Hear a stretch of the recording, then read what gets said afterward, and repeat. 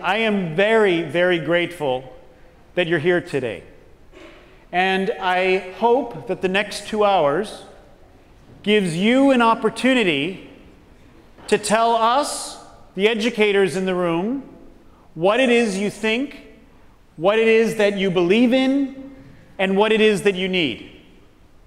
Because our belief is, and I want to be absolutely clear about this, our belief is that only when we respond to what it is that you're telling us can we actually make the kind of difference we wish to make.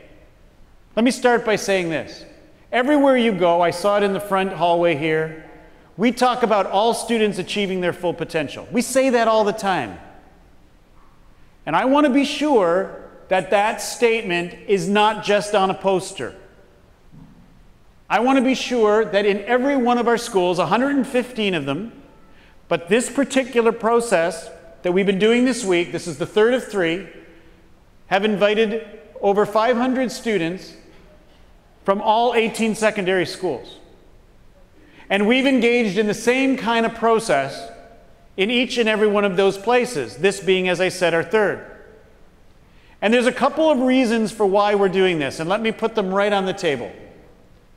First, we believe that you're all leaders. Now, I want you to think about that. When I use the word leaders, a lot of times people think, are you talking about the person who runs student council? Are you talking about the person who puts their hand up to organize events and activities? I'm certainly thinking about those people, but today I'm thinking about something different, and I'm asking you to think about something different. And that something different is, you, every one of you, is a leader. And that means you've got something to offer. And that means that you've got something to share based upon your expertise and your experience, and we want to hear it. And our hope is that if the experience you have here has made any difference, then maybe you'll be willing to do that same kind of thing back at your schools to ensure that we are creating the environments where we understand what our students are saying and we can do the best we can to respond to it. Secondly, every student, everybody, not just student, but I'm speaking specifically to you, every student needs to belong, needs to know that people are looking after you, looking after your well-being, creating safe spaces, ensuring that if something's going wrong, people know about it. Nobody, specifically you, should be alone, should feel like you don't have a place to be safe, should be disconnected. I know how hard that is to create that kind of environment sometimes. Just so you know my own background, I was a high school English teacher for a long time, and then I was a guidance counselor for a decent amount of years, and then of course a vice principal and a principal in a secondary school, just like working with kids like you. And what I learned was that if we didn't create the kind of environment that allowed you to tell us what was going on, we couldn't respond. And things happened that sometimes we wish didn't. So part of what I'm going to be asking of you is, what is it that you need from us, the adults, the educators, to be sure that everybody belongs, everyone's safe, everyone's connected? And I'm putting a high ideal on the table. Because if there's one person you see in your hallways who you know that nobody's looking out for, if there's one person you see in your hallways that you know no one's talking to, that's not okay. So we need you to help us to create this kind of environment. Another key piece. So the first is, you're all leaders. The second piece is, everyone has to belong. The third piece is, we know a lot as educators about effective learning environments. But I want us to do something, listening to you about how you learn, listening to you about what kind of environment makes that better. Listening to you so that we can create the kind of learning that makes a difference for you, so that that mission statement of all students achieving their full potential becomes real. Today, you're going to have an opportunity to do something that I got to see, as I said earlier, today at Ancaster and Monday at Barton. And that is, the task that we want everybody to be involved in is the same.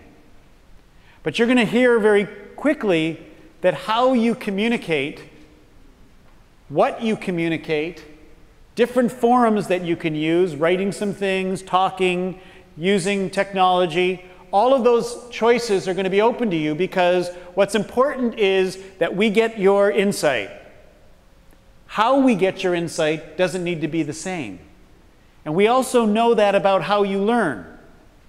There's 150 people here who learn differently. We got to hear from you how to make that happen. It starts with you achieving what you're meant to be. You being the best you can be, and our job to support you to make that happen. You're all leaders. We all need to belong, and our voice matters. And sometimes we need to hear what we're doing well so we don't change it. We need to hear what maybe works half the time and not the other times. We got to understand the difference. And some things may simply not work. No criticism, no judgment, no negativity is necessary. We just got to hear that. Because again, there's not an educator that I've ever met that doesn't want to do the best for students. And that's our commitment. Now, what I learned from the last two discussions, and I'll put it on the table for you, can I click my finger right now and make every single thing that you might want happen now? No. And I'm not going to play that game, because frankly, that would be unrealistic and that wouldn't be right to do. So I can't do that. But there are some things that we can do.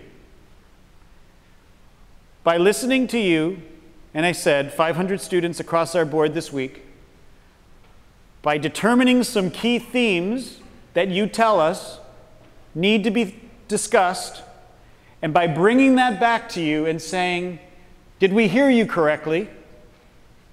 And then making some decisions around that. That's what I can say. That's the commitment that I can make on behalf of all of us, because I don't do this stuff on my own. The teachers who are here today with you, thank you so much for being here, for taking your time for what I believe is a very, very important opportunity. To Glendale for hosting us. To Mr. Pulley and Ms. Simba for organizing. I think that the next 2 hours, if you're open to it, can be an amazing opportunity for you to make a difference. And I give you my word that your voice will make that difference. So again, you're going to hear from me at the end. What I'm going to do is I'm going to walk around. When I walk around, I'm not going to talk, because this is for you. It's your voice. It's not mine. I'm going to walk around as you're doing your discussions and listen in, and then I'll come back at the end to pull some things together.